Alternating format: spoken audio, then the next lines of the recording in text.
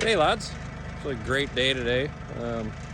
Had a very stupidly big snowfall there, so kind of got away from me a little bit, and now I got to find out what to do with the snow. So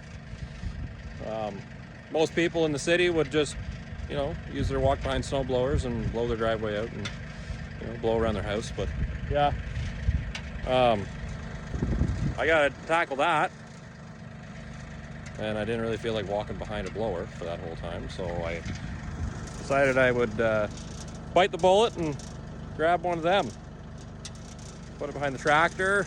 Obviously it's a used Meteor, 60-inch. It's just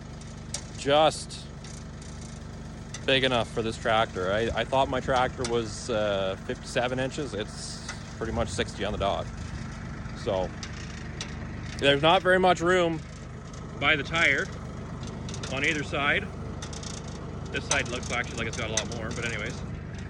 When it was on the float, I couldn't see the blower behind the tractor at all, so I was like, uh-oh, did I buy the wrong blower? So anyways, stick around and I might do a video of me trying it out for the first time.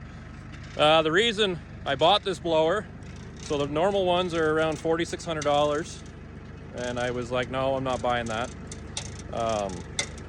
So this one, where the fan and drum are, I don't know what the previous owner did. The guy said he must have thrown some stones with it. I think that he was maybe moving stones with it. But on that side over there in the drum is beat up, and then right there you can see where the drum compared to the side is all fucked up. So, well, I might have to beat that out for reasons.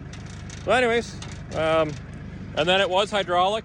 The previous owner had a cylinder on it, I think, and anyways, I asked him to put a handle on, so we put a handle on for me and left the hydraulic cylinder part because my tractor is a backhoe. So apparently they call them Power Beyond hydraulics, and with the Power Beyond hydraulics, I got no valve.